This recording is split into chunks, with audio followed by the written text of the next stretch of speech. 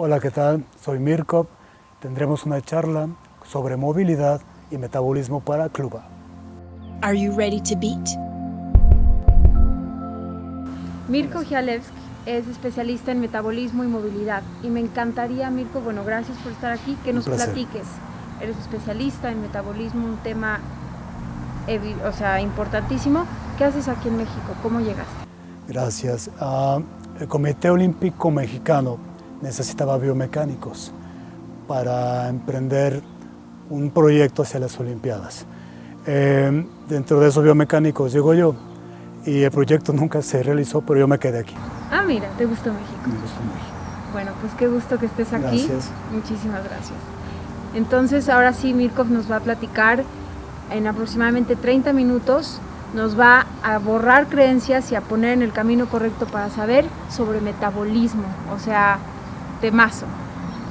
Mirko, antes de entrar ya en la plática en sí sobre metabolismo, ¿nos puedes por favor contar cómo te fuiste especializando en tus temas, en movilidad, en metabolismo, en biomecánica, en todo eso? Bueno, sucede que al comenzar a estudiar como médico general, lo percibí ligeramente aburrido. Entonces decidí darle una faceta más activa y me sugirieron metabolismo. Aún así, seguía faltando algo. Yo como triatleta me seguía faltando una opción aparte del metabolismo. Y decidí ser ingeniero biomecánico. Fundí las dos actividades, las dos academias, y ahora soy ingeniero biomecánico, especialista en metabolismo. Fantástico. Todo esto en la Universidad de Liverpool. Y también estudiaste en Milán. Soy sociólogo emocional en Milán. Y para entender la psicología del deportista, la cual es muy diferente a la de una persona civil, por llamarlo así, hay que saber de sus emociones y de los alcances y frustraciones que puede llegar a tener.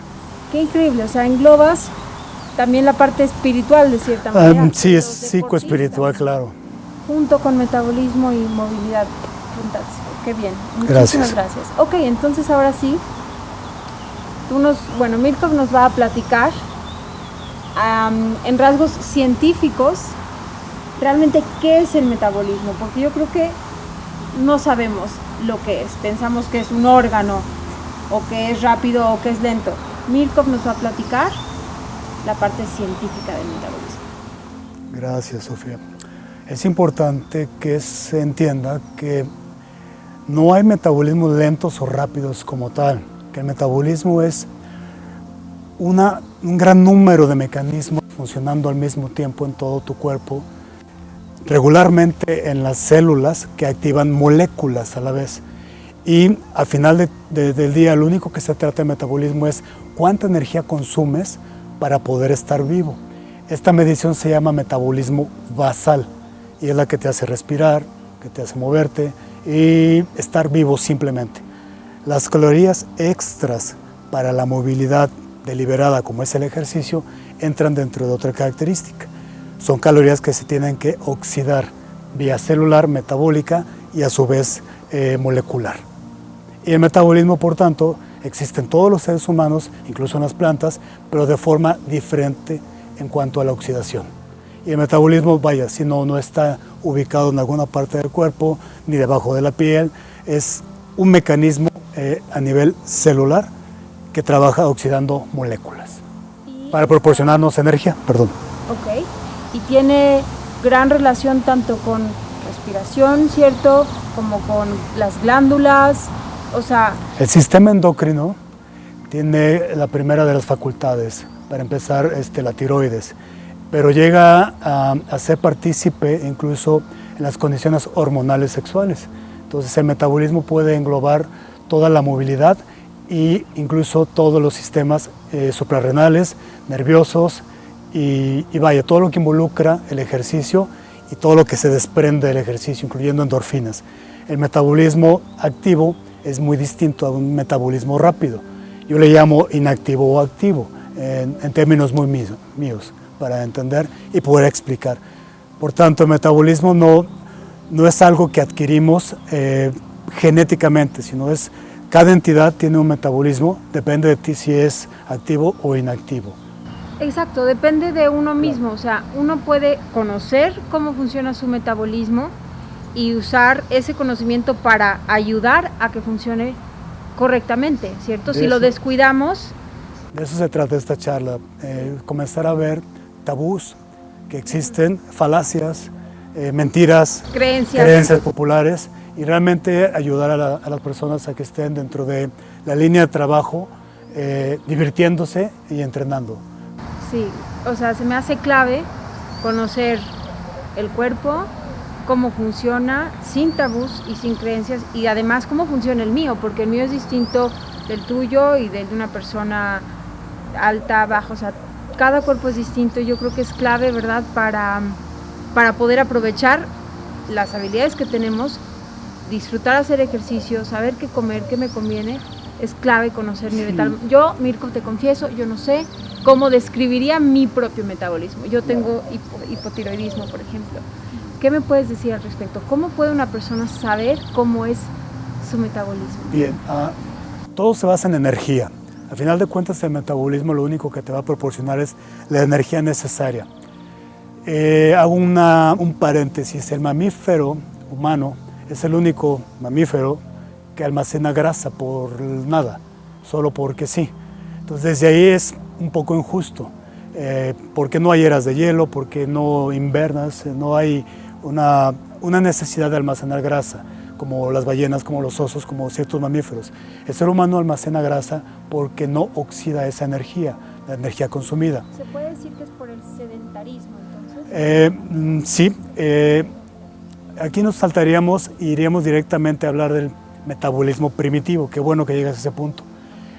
Hace miles de años, quizá cientos de miles o millones de años, el ser humano primitivo necesitaba consumir lo necesario para estar vivo, solo eso, no más que eso. Ahora se supone que debes verte bien, musculado, fit y encajar en los estatus socioeconómicos, viéndote muy bien. Eso está muy bien dada la cuestión social, pero hace miles de años lo único que tenías que hacer era sobrevivir. Ese metabolismo primitivo que te ayuda a reservar grasa y a reservar todo tipo de energía para si al día siguiente no hay comida o tienes que salir a cazar, eso es un metabolismo primitivo y lo seguimos teniendo. Pero ya no salimos ni a cazar, no salimos a recolectar frutos, no salimos, así, solamente y aquí está vamos la al refrigerador. ¿Sí? Exacto, entonces, ¿cómo saber cómo es mi metabolismo? Para empezar, tu energía.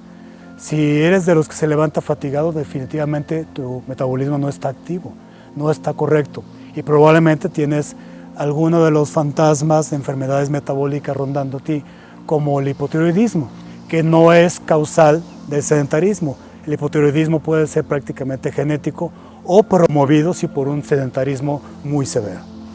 Sí, para mí es un misterio por qué me dio, pero lo bueno es que lo estoy aprendiendo a manejar muy bien. Claro.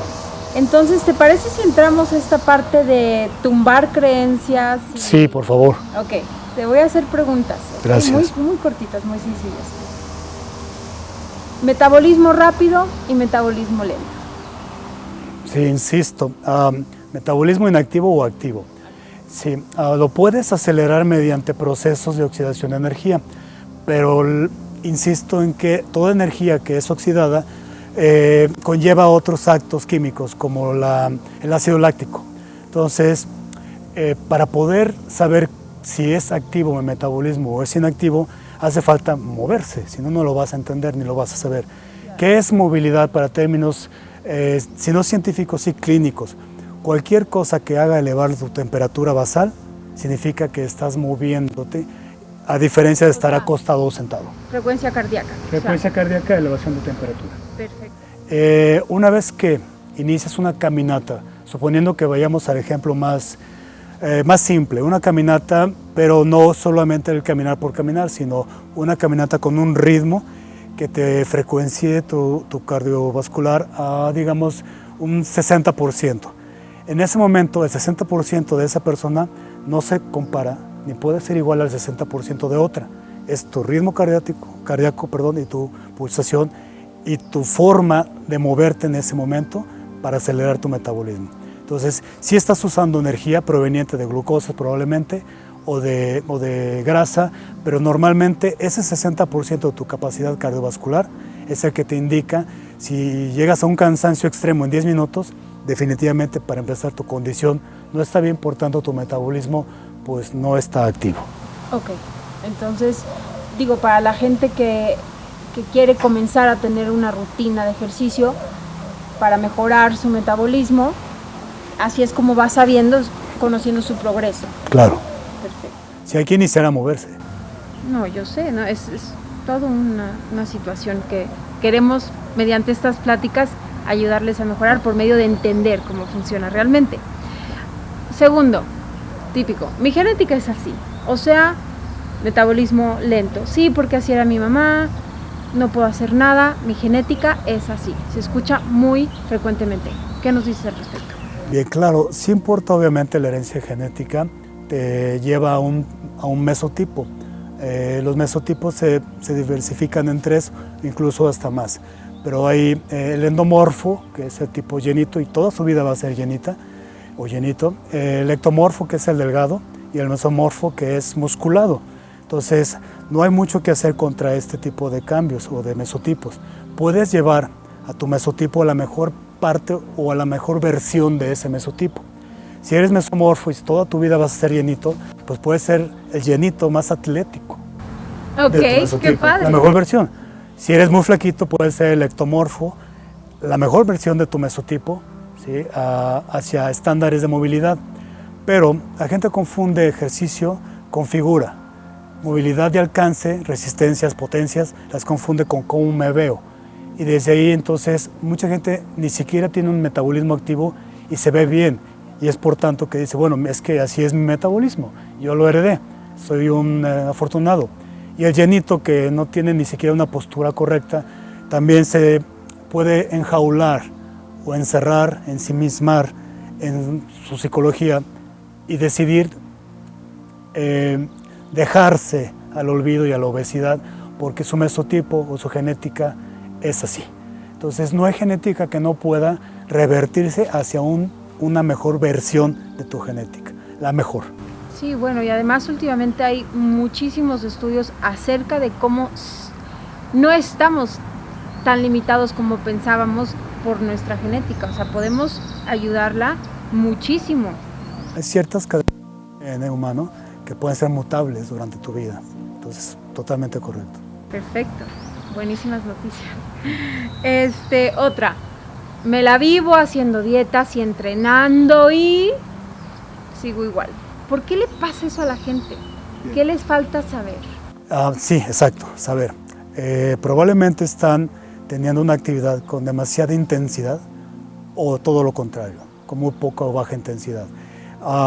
Están imitando, están haciendo un copycat de algún tipo de rutina.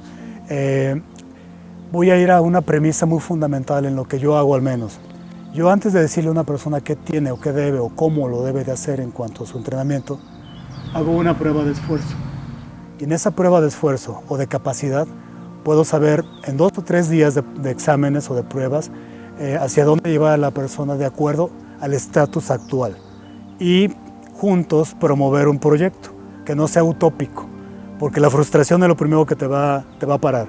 Si no llegas a verte como la chica de la revista que pensabas que te querías ver, ya entonces llega un momento de frustración y no avanzas porque tú misma dices, no puedo con esto. Pero si el proyecto y el goal, la meta es atractivamente fácil o se puede lograr, para eso yo ocupo una prueba de esfuerzo. Y decirte, ok, en 15 minutos de actividad estás oxidando glucosa por tu temperatura, por tus latidos, por tu respiración y porque ya estás cansándote de las piernas por el ácido láctico. Entonces te falta más oxígeno. Y en la misma prueba puedo revisar que las rodillas tengan como biomecánico la postura correcta y que se utilicen mecánicamente como debe de ser. Si tienes alguna desviación rotular, por ejemplo, no vas a poder correr las distancias que se supone que te dice el entrenador o la rutina que tienes. Claro, claro, o el pie plano, o sea, tanta gente sí, entonces, lo que yo hago es conocer a la persona y decirle, tú eres así y tu mejor proyecto que podemos lograr a 3 meses es primero tener oxígeno, después tener alcance y después vemos el asunto de la llantita o después vemos los músculos, pero primero, si no te mueves... Que es normalmente al contrario de como la gente llega pidiendo, oye, primero quiere que la quitar la pompa, llantita. que el brazo, que... Entonces se van a lo estético antes de pensar en el alcance. Si tienes alcances, perdón que interrumpa mi propio pensamiento, los olímpicos, los atletas olímpicos, no se ven así, simplemente porque van al gimnasio, hacen una rutina y una alimentación, sino por las miles de horas que trabajan. Entonces todo esto se trata de trabajo. Intenso o no, eso ya depende de cada persona.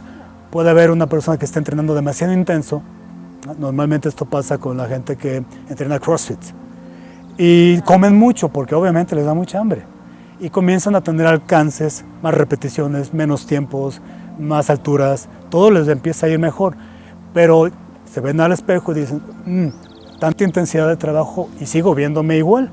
Es porque obviamente están oxidando demasiada energía y obteniendo un apetito feroz. Entonces es un círculo vicioso. Ay, wow. Ahí es donde entra el cálculo metabólico y el cálculo biomecánico. Exactamente en dónde tienes que proyectar tu entrenamiento. Qué bueno saber que hay alguien con quien podemos ir aquí y que nos diga a ti en particular qué te conviene hacer en cuanto a entrenamiento. Mira, esta es otra buenísima que yo creo que le pasa, y más con la vida tan movida que llevamos antes de COVID, es que simplemente no tengo más energía. Y al igual y ni siquiera hacen ejercicio, pero gente que de verdad no tiene energía. En mi muy particular punto de vista, también tiene que ver con el estrés todo esto, ¿cierto? Claro, si tu ánimo del día comienza desde que te levantas pensando en no voy a poder lograr tal cosa en cuanto al entrenamiento, pues obviamente no lo vas a hacer. Tu psicología va a estar acostumbrada a decirte piensa negativo. Yo creo que la energía va a provenir, para empezar, de la facultad emotiva. Si tú te levantas con esa emotividad, sí, obviamente viene la energía. Yo siempre les digo como un dicho, tal cual de México, lo difícil era llegar aquí, ya estás aquí, entonces comienza, la energía viene sola. Y sí, metabólicamente hablando, hay procesos que requieren de una investigación de 2 o 3 días para saber en qué punto comienzas a oxidar cierto tipo de calorías que te promueven la energía. Entonces, nadie se levanta, bueno, yo no conozco a nadie que se levante diciendo 100 lagartijas en este momento. Bueno, no. Ay, yo sí. Yo no. Vaya. Conozco gente que sí. Es gente que probablemente incluso duerme muy poco, porque sus niveles de tiroxina, su tiroides, se agregan demasiado endorfinas y glándulas que se promueven a sí mismas, y son gente que está incluso con una adrenalina todo el tiempo, que si no duermen en días no pasa mucho. Pero pregúntales si su proyecto es aumentar de peso muscular, no lo van a lograr si siguen con esta actividad. Sí, correcto.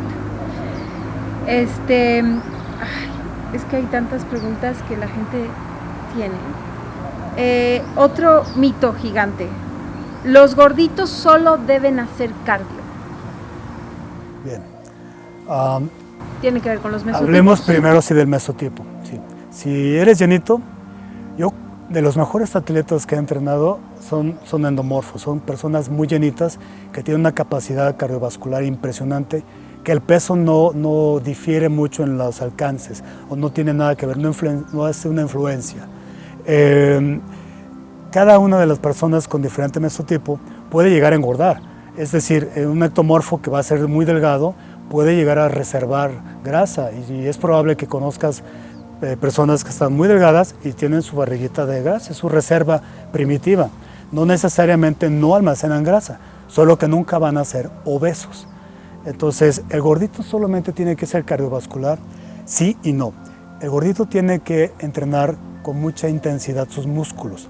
No me refiero a hipertrofia, que es el rompimiento de fibras, sino entre más músculos utilicen un movimiento, más calorías obviamente. Entonces, ¿pesas también?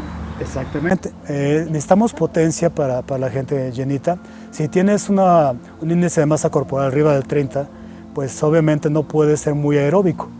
Claro. Entonces, si lo pones a correr, tu movilidad no te lo va a permitir. Así es, no puedes correr. Tus rodillas se van a tornar en una semana. Entonces, si yo hago esto durante una hora, estoy quemando si acaso 10 calorías. Pero si yo extiendo el brazo y sigo haciendo lo mismo, estoy quemando si acaso 15, 20.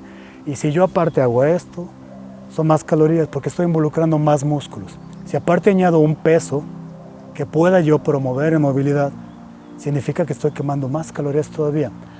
Solamente estar en la elíptica, paseando y moviendo como en un juego mecánico la máquina durante 1 hora y media, obvio, tu temperatura se eleva, puedes incluso tener un gran charco de sudor, pero no significa que hayas quemado las calorías adecuadas para perder grasa.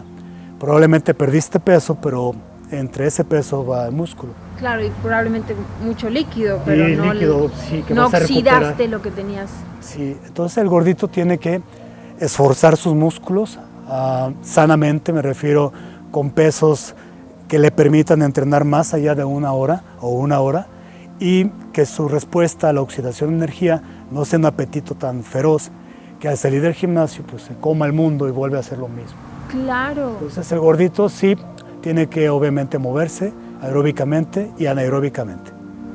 Qué fascinante. O sea, realmente, ojalá hubiera más expertos en esto, porque si tú vas a un gimnasio y te inscribes con toda la motivación, como sucede a principios de año, típico, pero llega abril y ya te frustraste porque como no lo viste desde cómo es tu cuerpo, entonces ya no sigues adelante, porque dices, pues me esforcé muchísimo y no llegué a cumplir mis metas. O sea, es realmente fascinante esto que nos estás platicando, y además es importante. Hay que conocernos, saber cómo funcionan mis músculos, mis huesos, qué capacidad tengo, a cuál puedo llegar, ¿no? Por ejemplo, yo no puedo correr mucho, para empezar tengo un pie plano, y además, o sea, quizás sí podría, pero no es el tipo de ejercicio que yo he visto que a mí me resulta. A mí me resulta más ejercicio, por ejemplo, como barre, no sé si has escuchado de barre. A mí ese es el que me está funcionando, pero hay mujeres que seguramente correr es lo que sí que les funciona y algo como lo que yo hago no. Entonces, qué importante conocernos, ¿no? Gracias. Tocas ahí un tema muy importante que es llegar a un centro de entrenamiento, sea el que sea. Suponiendo un club deportivo que tiene todas las instalaciones de muchísimas disciplinas. Y en cada una de esas disciplinas hay un coach, un entrenador, un head coach o un simple trainer que te dice qué hacer. Todo esto está basado en principiantes, avanzados o intermedios y avanzados. Todas las disciplinas prácticamente. Pero prácticamente en uno de los gimnasios o clubes hay una persona que evalúe, que no te entregue la hoja y te dices, ¿tú has hecho ejercicio antes? ¿Sí o no? ¿Cuánto? ¿Sí? Ok, te toca ser principiante y te dan una rutina de principiante. Si puedes tener acceso a un entrenador personal, probablemente el entrenador personal te va a entrenar como él quiere, no como tú debas. Es complicadísimo y al mismo tiempo no, porque la misma persona, el usuario, la persona que quiere cambiar sus hábitos deportivos o ser mejor o simplemente verse mejor, tiene que entender que lo que siente a sí mismo y los resultados que ve son aprendizaje, es una academia.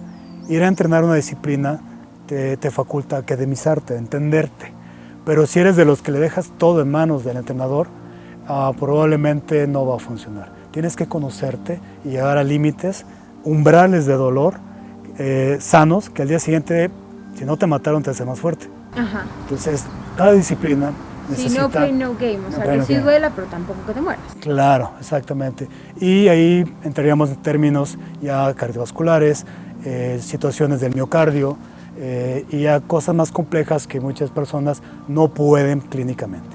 Ok, entonces, ya para cerrar, Mirko, dales consejos, o sea, si no, la gente quizás no vive aquí, o sea, ¿a quién les aconsejas que acudan para poder empezar desde ese punto en el cual sé cómo es mi cuerpo? Ok, entonces puedo tener metas claras y entrenar de manera adecuada para mí.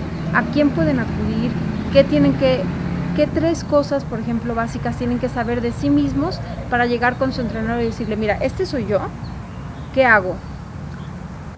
Sí, bueno, si lo colocamos en 3 premisas, yo creo que la primera es la decisión. decidir que quieres cambiar, ¿sí? Y que no sea un cambio utópico, que no sea un cambio imposible. Si colocas una imagen de una persona, para empezar no eres esa persona. Entonces es algo aberrante querer llegar a ser esa persona en lo físico. Entonces primero la decisión de un cambio, ¿cuál? El que tu intensidad y honestidad al entrenar te pueda dar. Dos, creo que es muy importante saber cómo está por dentro tu organismo. Una biometría hepática sería fundamental para saber cómo está tu glucosa, cómo están tus eritrocitos, cómo están los niveles en general de azúcar, tiroides, y en base a eso consultar a un médico que te pueda solicitar a lo mejor más exámenes o simplemente decirte sí, comienza a entrenar, no veo ningún problema. Okay. Aquí hago un paréntesis. Muchos médicos te dicen sí, comienza a entrenar, pero tienes elevado el colesterol y tu ritmo cardíaco probablemente no vaya a resistir tanta actividad. Pero no te dicen qué es tanta actividad, te lo dejan en la nube. Entonces, entrena moderadamente durante un mes. ¿Qué es entrenar moderadamente? Entonces, las personas se quedan también así. Llegan con el entrenador y mira, tengo una situación cardiovascular y me piden que entrene moderadamente. Pues obviamente te van a entrenar moderadamente. Y esa situación cardiovascular probablemente necesitaba un poco más de esfuerzo de miocardio.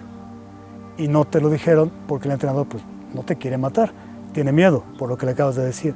Entonces, si hace falta que el médico te diga adelante, puedes entrenar, pero es importante que el entrenador tenga una idea y un conocimiento de lo que le estás platicando de parte del médico.